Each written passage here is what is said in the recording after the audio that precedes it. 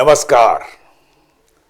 Public cafe के इस session में खुशामदीद, आपका स्वागत है। मैं हूं सुधांशु मणि। आज हमारे साथ पब्लिक कैफे में हैं चंद्रशेखर वर्मा जी।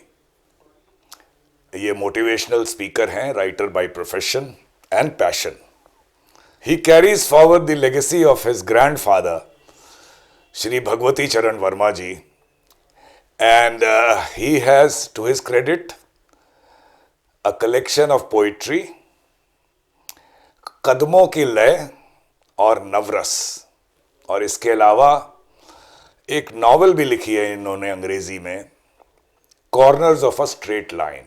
तो नाजरीन, जोश साहब का एक कलाम है कि जहां दर्द दिल का मुखालिफ है आलम, वहां दर्द दिल का असर बेचता हूं, और छुपाकर रदीफो कवाफी के अंदर मैं दिल बेचता हूं, जिगर बेचता हूं। तो इस शेर की जब भी बात उठती है तो ये सामने आता है कि ये रदीफ, कवाफी और गज़ल का बहर, ये सब एक टेक्निकल चीज़ें हैं जो शायरों को ध्यान रखना चाहिए उसका।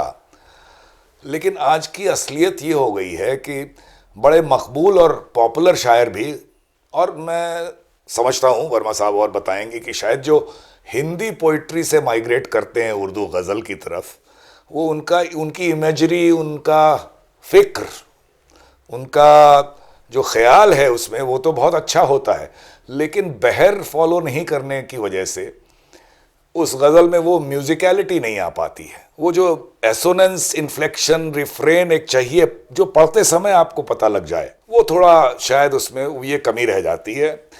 और गज़ल तो ऐसी नेमत है, मैं कहूँगा कि अगर आप मीटर परफेक्ट है उसको आप पढ़ें तो वो इतनी म्यूज़िकलिटी उसमें होती है कि वो आपको खुद ब खुद याद हो जाए। तो आज हम लोग इसी मौजू पे बात करेंगे वर्मा साहब से। तो आपसे ये पूछना चाहेंगे वर्मा साहब कि क्या बहर और मीटर की गज़ल में कितनी अहमियत है, और क्या ज़रूरी है कि आज की उर्दू शायरी में या हिंदुस्तानी शायरी में बहर का ध्यान रखा जाए? जी सुधांशु जी, सबसे पहले तो बहुत शुक्रिया कि आपने मुझे पब्लिक कैफ़े में बुलाया। और आम तौर पे मेरी जो मैं जो जितना हम्बल हूँ, तो मैं कभी ये नहीं कहता हूँ कि मैं इस लायक हूँ, पर इस पर्टिकुलर प्रोग्राम के लिए तो मैं एकदम लायक हूँ। और मैं इसलिए कह रहा हूँ कि मैंने खुद अभी 2-3-4 साल में ही सब सीखा है। बहुत अच्छा। और अभी भी सीख रहा हूँ, इसलिए मैं लायक हूँ कि मैं ऐसे लोगों को बता सकता हूँ इसके बारे में कि क्या है। अब जैसे एक मैं आपको उदाहरण देता हूँ कि मैं जो 3-4 साल पहले जो भी थोड़ा बहुत उल्टा सीधा लिखता था, वो मैं कागज़ लेके जाता था, और वो बचपन से आदत पड़ी हुई है पर्ची ले जाने की स्कूल के टाइम से। तो मैं मंचों पर भी माइक के सामने कागज़ लेके जाता था। तो मुझे थोड़ी सी उलझन लगती थी, क्योंकि जो अच्छे शायर होते थे मंच पे, वो बेधड़क याद रहती थी उनको गज़लें अपनी। तो मैंने एक बड़े शायर से पूछा कि सर ये बताइए कि गज़लें याद रखने का क्या तरीका है। तो उन्होंने एक लाइन में आंसर दिया, बरखुदार, जब अच्छी लिखोगे तो अपने आप याद हो जाएगी। क्या बात है। ठीक है। तो उस दिन मुझे समझ में आया कि जो मैं लिख रहा हूँ मुझे याद नहीं हो रही है, तो उसमें ज़रूर कुछ ना कुछ कमी है। और जो सबसे पहली कमी मैंने नोटिस की वो यही थी कि उसमें मीटर नहीं था या बहर नहीं थी जी। और बहर या मीटर नहीं है तो हमारा कोई हक नहीं बनता कि हम उन दो मिसरों को शेर कहें या उस मिसरों के कलेक्शन को गज़ल कहें। गज़ल जैसे ही वो कोई भी मिसरा या कोई भी शेर गज़ल के लिए क्वालिफाई तभी करता है जी, जब उसमें मीटर हो, बहर हो, और बहर जब होती है तो म्यूजिकलिटी ऑटोमेटिकली ही आ जाती है। आपकी एक रिदम होती है, आप जब बोल रहे होते हैं। मैं भी इसके पहले जैसे मैंने बताया कि मैं भी बेबहर लिखता था। 2 पंक्तियों को लिख दिया, उनके काफियों को मिला दिया, उसमें कोई रदीफ जोड़ दी, तुकबंदी कर दी और सोचा कि गज़ल हो गई। लेकिन जब मुझे उस चीज़ का अंदाज़ा लगा और जब मैंने उस पर काम करना शुरू किया, तो अब मैं अपने 4-5 साल पहले जब जो कुछ मैंने लिखा था गलती से कभी कभी फेसबुक मेमोरी में वो सामने ले आता है, तो बड़ी बड़ी खौफ होती है, मैं डिलीट कर देता हूँ उसको, ये मैंने लिखा है। अच्छा। तो इतना ज़्यादा आप इवॉल्व हो जाते हैं कि आपको अपना पुराना पास्ट देखने का मन नहीं करता है जी। तो अगर गज़ल है तो बहर के बिना नहीं हो सकती। बहर होनी बहुत ज़रूरी है, मीटर होना बहुत ज़रूरी है। अच्छा, तो थोड़ा हिंदी पोइट्री से रिलेट करते हुए चलें जी कि जो हिंदी हिंदी पोइट्री का जो छंद या तुकबंदी या जो भी रिलेटेड चीज़ें हैं, और उसमें और ये उर्दू शायरी में लाजमी है कि ये फारसी से आया होगा जी ज़्यादा, जी तो इसमें मेजर डिफरेंसेस हैं। मैचिंग तो सिलेबल्स की समझ में आती है, सो दैट म्यूजिकलिटी आए, जी वो लिरिकल म्यूजिकलिटी आए रेसिटेशन में, जी गाने में, म्यूजिक में। तो इनमें मेजर डिफरेंसेस हैं ज़रूर। तो हमारे नाजरीन को आप थोड़ा बताएं कि बहर कितने तरह की होती हैं और क्या कितनी आसानी से इसको सीखा जा सकता है। तो जो आपके सवाल का पहला हिस्सा है वो है हिंदी पोइट्री और उर्दू पोइट्री में क्या सिमिलैरिटीज़ हैं, अगर हम जी ये कहें तो देखिए हिंदी में की वर्णमाला अलग है और उर्दू की वर्णमाला एकदम अलग है। और हिंदी की वर्णमाला में जो सिलेबल्स हैं, जो का खा गा घा हम कहते हैं, इनको आमतौर पे लघु यानी छोटा माना जाता है। और जब इनमें बड़ी मात्रा लग जाती है, कोई भी ऊ की, ई की या औ की, तो ये दीर्घ दीर्घ हो हैं। जाते हैं। ठीक है। और मैंने एक दो लोगों से ये सुना है जो कि हिंदी कविताओं के विद्वान हैं, कि उर्दू की जितनी भी बहरें हैं उसी के मैचिंग छंद भी हिंदी में उपलब्ध हैं। अच्छा अच्छा। तो कोई भी ऐसी बहर नहीं, और ये बड़ी लॉजिकल चीज है कि दुनिया में पोएट्री जितनी भी प्रकार की है उसका बेस एक ही होगा। जी क्योंकि हम किसी भी प्रांत में रहते हों, जैसे माँ शब्द होता है उसका लगभग मिलता जुलता ही स्वर पूरी दुनिया में निकलता है। तो इसी तरह से म्यूजिक का भी जो सुर है और स्वर है वो सब कॉमन है, उसको हम अलग अलग नामों से जान सकते हैं। अच्छा। तो ये बात किसी हद तक मानी जा सकती है कि हिंदी के छंद और उर्दू की बहरें लगभग एक हैं, लेकिन दोनों में वेरिएशंस हुए बिकॉज ज्योग्राफिकल डिफरेंसेस थे। जहाँ जहाँ ये लैंग्वेजेस इवॉल्व हुई वहाँ के, और अपने हिसाब से अपनी आसानी के लोगों ने उसको तैयार कर लिया। जी तो ये तो हो गया हिंदी और उर्दू में जो कॉमन चीज़ है उनके बारे में। जी। आपका दूसरा सवाल था कि बहरें कितनी प्रकार की होती हैं।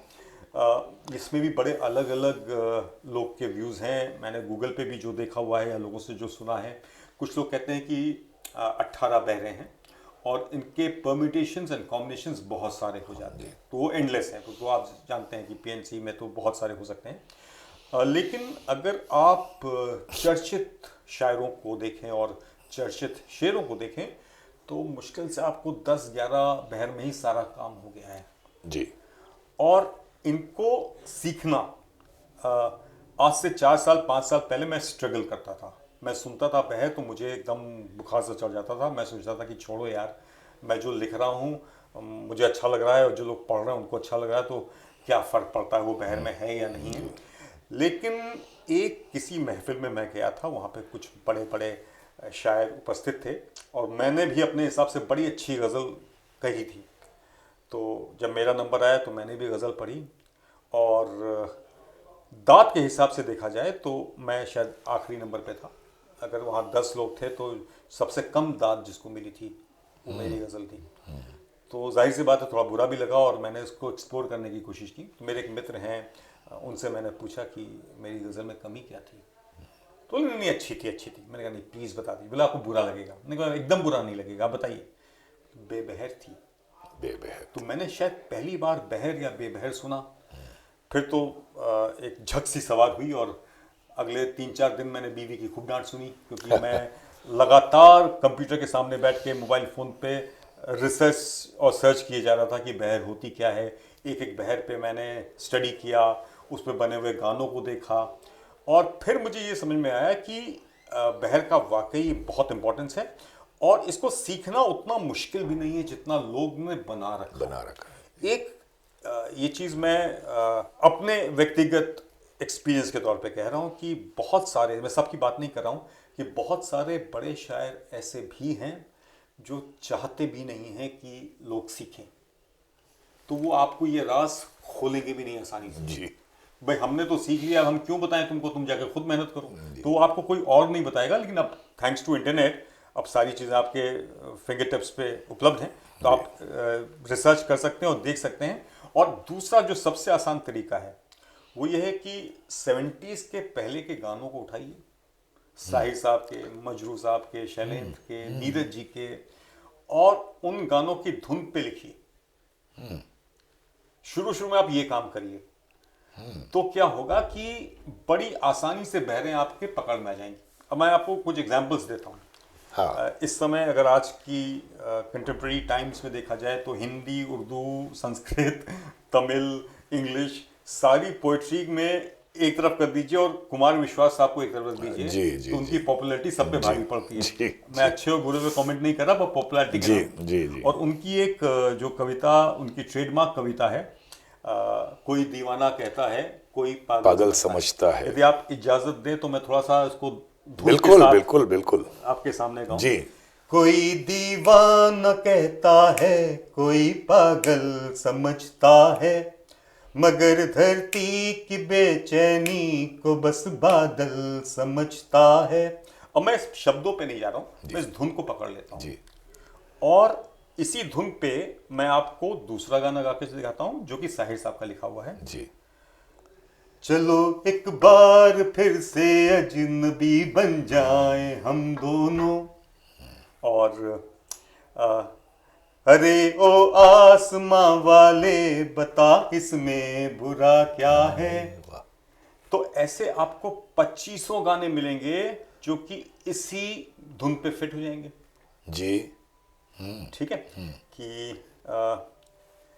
मैं एक दो और गाने याद करता हूँ कि एक जावेद अख्तर साहब का गीत है मशाल फिल्म का, मुझे तुम याद करना और मुझको याद आना। अब ये भी देखिए, मुझे तुम याद करना और मुझको याद आना तुम। अब एक एक सिलेबल जो है वो अपनी जगह पे आ रहा है जी। यानी एक बहर पकड़ ली गई जी। और उस पे ये गाने लिखे गए जी। तो अगर आपने धुन पकड़ ली तो उस पे सिलेबल्स अपने आप 95% एक्यूरेसी के साथ जी। फिट हो जाएंगे। जी। और तो ये तो म्यूजिकलिटी लाने का एक रिवर्स प्रोसेस है। जी। और अगर आपके पास धुन है, थोड़ा सा गला है, जी, माँ सरस्वती का जी, आशीर्वाद है, तो ये तो काम फिर आपके तो लिए आसान हो जाता है। बिल्कुल। वैसे ज्यादातर शायर मैंने देखे हैं, हो सकता है मंच पे वो गुनगुनाते ना हो, पर ऐसे बड़े बड़े नाम मैंने देखे हैं। उदय प्रताप जी बहुत बड़े कवि हैं, शायर हैं, तो उदय प्रताप जी का गला बहुत बढ़िया है और वो बोलते हैं जब तो एकदम मैजिकल लगता है। लेकिन एक दिन उन्होंने गुनगुनाया, ताजुब की बात थी कि ऐसी कड़क आवाज वाला व्यक्ति भी गुनगुना सकता है। और उन्होंने गुनगुनाया तो मुझे लगा कि जितने भी शायर कवि हैं जी। इन सबके अंदर एक सुरीला व्यक्ति है जी। जिसको उन्होंने छुपा रखा है या दबा रखा है। तो जैसे मैंने आपको बताया कि आप एक बहर को पकड़, एक गीत को पकड़िए और उसकी धुन पर आप कहना शुरू करिए, तो आपका काम आसान हो जाता है। और चेक करने के लिए उसको आप ये कर सकते हैं कि ये भी मैं थोड़ा आसान तरीका बता देता हूँ कि जो गजल का बहर होता है उसमें एक मीटर होता है, वो डिफाइंड होता है, लघु और दीर्घ जैसे हमने बात की थी। तो लघु को आमतौर पे डिनोट करते हैं 1 से और दीर्घ को डिनोट करते हैं 2 से, आसानी के लिए, टू अंडरस्टैंड।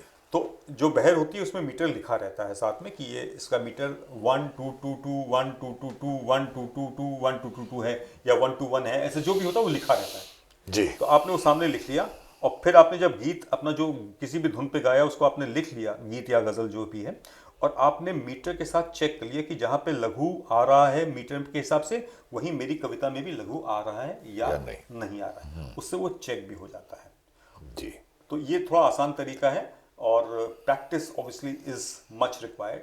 तो ये प्रैक्टिस करें तो मुझे नहीं लगता कि बहुत मुश्किल काम है। मैं हमेशा ये कहता हूँ कि 2 चीज़ें सीखना, एक अंग्रेजी और एक Urdu poetry is a matter of practice, और अगर मैं सीख सकता हूँ तो कोई भी सीख सकता है। तो इसी के साथ एक 2 छोटे छोटे सवाल हैं। तो ये जो आपने बड़ी अच्छी बात कही, गा के सुनाया आपने, तो क्या ये कहा जा सकता है कि कोई शायर अगर तरन्नुम में अपनी हुई लिखी हुई चीज गा के टेस्ट करे तो खुद पकड़ लेगा कि बहर ठीक है या नहीं? 100%। और ज्यादातर शायर ये करते हैं जो मान लीजिए कि नहीं गा पाते हैं, उनकी भी एक रिदम तो होती ही है जी।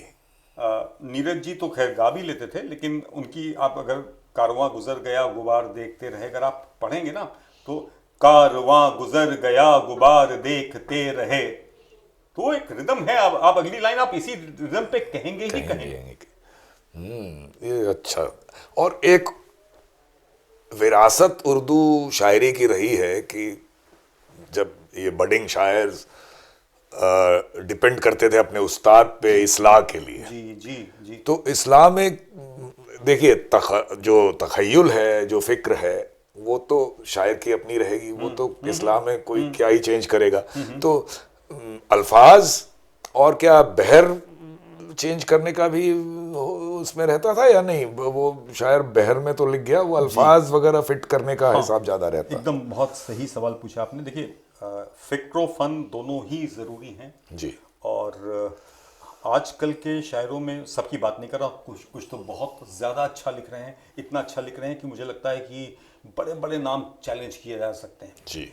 लेकिन ज़्यादातर की स्थिति यह है कि उनकी फिक्र को पहले इस्लाह की ज़रूरत है, फ़न को बाद में। अच्छा। जी, क्योंकि फिक्र में जब तक आप कुछ नयापन नहीं ला रहे, जी जी आप वही बात जो गालिब ने कही थी, वही आपने शमा परवाना और जी परिंदा और पिंजरा और कफस की बात की, तो वही बात 100 बार कही जा चुकी है, तो आपने भी कह दी, तो कौन सा कमाल कर लिया। पहली बात ये, तो आप कुछ तो नया ख्याल लाइए जो लोगों को लोग सुने तो थोड़ा अपील आए उसमें। और इसमें एक्सपेरिमेंट्स खूब हो रहे हैं जी। हिंदुस्तान में भी हो रहे हैं, पाकिस्तान में भी हो रहे हैं।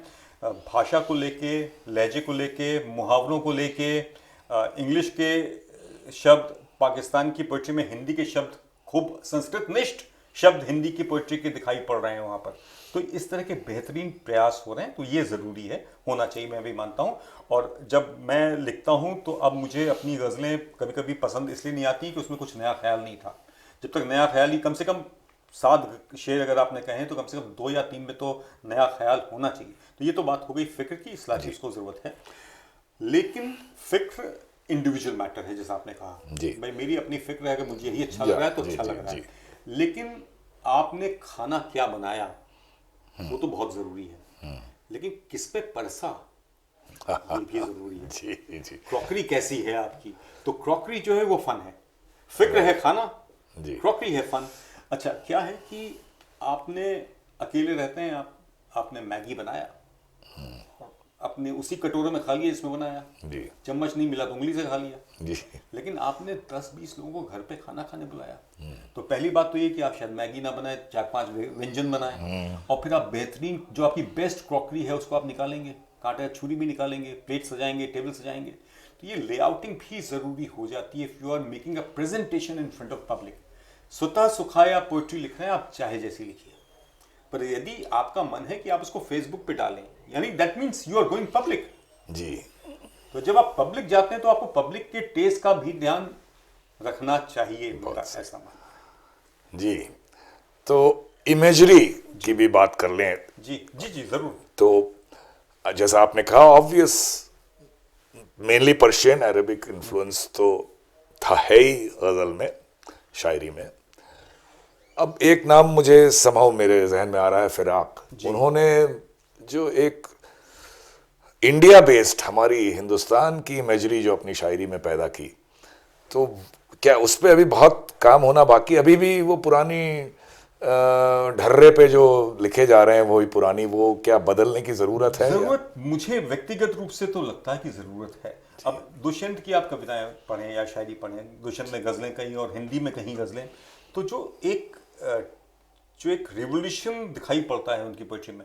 और आप आज की तारीख में, मैं 2-3 शायरों का नाम ले सकता हूँ, फरहत एहसास साहब हैं, शारिक कैफी साहब हैं, फहमी बदायनी साहब हैं, इन सबको आप पढ़िए तो आपको लगेगा कि कुछ आप नयापन मिल रहा है जी। और इनकी पोइट्री में खास बात ये, इन तीनों जिनका मैंने नाम लिया, इनको आप मंच पे बहुत कमाल करते हुए नहीं देखेंगे जी जी। बहुत शायर ऐसे हैं जिन्होंने मंच पे धूम मचा के रखी थी या रखी हुई है जी। तो वहां पर क्या हो रहा है कि वो कभी कभी ऐसा हो सकता है, हर केस में नहीं हो सकता, कि जो मंच पे आपके धूम मचाने की प्रवृत्ति है, maybe that's a defence mechanism of a low class poetry. You trying to compensate for the quality of the poetry by your histrionics on the stage। ये मुमकिन है जी जी जी। हर केस में जरूरी नहीं है, हाँ, हर केस हो सकता है, कुछ केस में दोनों ही बहुत अच्छे हों, अच्छी कविता भी हो और अच्छा प्रेजेंटेशन भी हो। बस ज्यादातर ये देखा गया है कि प्रेजेंटेशन अच्छा तभी करना पड़ता है जब पोइट्री कमजोर पड़ जाती है। तो आपको अगर जैसे जो नाम मैंने लिए फरहत साहब या शादी कैफी साहब, इनको आप जब पढ़ते हैं तब भी आनंद आ जाता है। जरूरी नहीं जी। कि इनके स्टाइल में आप इनको सुने जी, जी, तभी जी। मजा आए। तो ये भी ध्यान रखना पड़ेगा कि प्रेजेंटेशन तो होता रहेगा। और अभी देखिए कोरोना काल में प्रेजेंटेशन बहुत लिमिटेड हो गया। पिछले 10 महीने से मंचों पे कार्यक्रम नहीं हुए, तो आपने जो कुछ पढ़ा फेसबुक पे पढ़ा या फिर उनको सोशल मीडिया पे रिसाइट करते हुए देखा, which was not a complete presentation, पर तब भी हमें अच्छा लगा क्योंकि उसमें बहुत जान थी। अब किसी का नाम तो नहीं लूंगा मैं, लेकिन जो आपने बात कही कि कई मुशायरे के शायर ऐसे हैं कि वो पहला मिसरा इतनी बार पढ़ डालते हैं और इतने ड्रामे के साथ पढ़ डालते हैं कि आप परेशान हो जाते हैं कि अगली लाइन कब आएगी। अब एक मजाक मैं करता हूँ कि मैंने भी कहीं पे गजल सुना रहा था और मैंने पहले मिसरे को 3 बार कहा। जी। तो एक सज्जन उठे, वो बोले फलाना फलाना फलाना फलाना फलाना फलाना फलाना फलाना फलाना फलाना फलाना फलाना। अरे भाई ठिकाना कब आएगा? अच्छा, चलते चलते अब वर्मा साहब, जो नए गजल गो शायर हैं जी। और लखनऊ में तो बहुत है मेरे ख्याल से, और सब जगह हैं, पैदा हो रहे हैं, तो उनके लिए कोई हिदायत आप जरूर देते जाएं। सर मैं अब इसमें मैं ज़रूर कहूँगा, मैं इस काबिल हूँ कि नहीं हूँ मुझे नहीं मालूम, लेकिन कुछ चीज़ें जो मैंने खुद देखी हैं, अनुभव की हैं, एक्सपीरियंस की हैं, वो मैं बता देता हूँ। जी। आमतौर पर ऐसा माना जाता है कि बच्चा यदि जन्मजात डेफ है, बहरा है, तो वो गूंगा स्वतः हो जाता है, even though he may not have a physical और मेडिकल कंडीशन ऑफ बीइंग डम, बट अगर वो बहरा है तो गूंगा स्वतः हो जाता है। अब इसी एनोलॉजी को आप अगर लगाएं कि अगर आपने पढ़ा नहीं है तो आप कह भी नहीं पाएंगे। और होता है कि हम इतनी जल्दबाजी में हैं कि हमने पढ़ने का तो हमारे पास वक्त भी नहीं है, हमारी इच्छा भी नहीं है, हम लिखना पहले शुरू कर देते हैं। तो अगर आपने बिना पढ़े लिखना शुरू कर दिया है, ऐसे एग्जाम्पल्स हैं हिस्ट्री में जिन्होंने नहीं पढ़ा था और वो बेहतरीन लिख गए, पर उन्होंने ज़िंदगी के तजुर्बे ऐसे देखे थे जो कि उनको मिल गया था। यहाँ पे क्या है कि तजुर्बे के नाम पे भी आप ड्राइंग रूम में बैठे हुए हैं और आप टीवी पे वो देख रहे हैं जो आपको दिखाया जा रहा है। आप ड्राइंग रूम एक छोटे से फ्लैट में रहते हैं, आप दुनिया से कट ऑफ हैं, आप सिर्फ अपने मोबाइल पे दिन भर व्यस्त रहते हैं, तो आपको एक्सपीरियंसेस तो मिल नहीं रहे हैं। तो एक्सपीरियंस मिल नहीं रहा है, दूसरे का एक्सपीरियंस आप लेना नहीं चाहते हैं, तो आउटपुट क्या निकलेगा, ये कमज़ोर पड़ जाता है। और ये आपको दिखाई पड़ जाएगा कि गहराई शेरों की गायब होती जा रही है, और जहाँ थोड़ी बहुत दिख भी रही है तो शायद थॉट रिपीट ही हो रहा है, कुछ नई बात नहीं आ रही है। तो मैं चाहूँगा कि जो नए लिखने वाले हैं उनमें पोटेंशियल तो है ही, और सबसे अच्छी बात यह कि उन्होंने चुना है कि वो लिखना चाहते हैं, which itself is a very positive sign. पर एट द सेम टाइम मेरी उनको हिदायत ये होगी कि आप लोगों को सुनिए। आप दुनिया भर के गाने दिन भर सुनते रहते हैं, मैं अपने बच्चों को देखता हूँ, अपने भांजे भांजियों को, भतीजों को देखता हूँ, बहुत अच्छी बात है, आप सुनते हैं नए गाने के बारे में। आपको कभी थोड़ा वक्त निकालिए, यूट्यूब पे एक आध अच्छे कवियों को, शायरों को सुन लीजिए, हो सके पढ़ लीजिए। और आज की तारीख में अभी आपने रदीफ काफ़ी का जिक्र किया, सर मैं तो एकदम चकित हूँ, नई नई वेबसाइट्स आ रहे हैं, नए नए ऐप्स आ रहे हैं जहाँ पर आपको सजेस्ट किए जाते हैं कि भाई ये अगर आपका काफिया ये है तो आपने मतला लिख लिया है क्या, पूछता है आपसे। अच्छा। अगर आपने मतला लिख लिया तो आप मतले के दोनों काफिये वहाँ लिख दीजिए, उसके बाद वो it will present you with 20 odd और 30 ऑड काफियाज। अच्छा। और हर काफिये का इस्तेमाल भी है आपके सामने, तो आप वहाँ पे भी नहीं अटकेंगे। अगर आपको मतलब नहीं मालूम है तो मतलब भी बता देगा वो। तो अब कितना आसान हो गया है, इतनी जहमत तो करिए कम से कम। तो वर्मा साहब, बहुत अच्छा लगा आपसे बात करके, और ये जो फाइनर पॉइंट्स ही कहेंगे आपने हमारे नाजरीन को आज समझाया, और उम्मीद है कि हम लोग फिर मिलेंगे, और हो सकता है कुछ एक दो नौजवान शायरों के साथ मिलें, बिल्कुल, और इस मौजू को थोड़ा आगे बढ़ाएं। तो नाजरीन, कहते हैं गज़ल काफिया पैमाई है नासिर, ये काफिया पैमाई जरा करके तो देखो।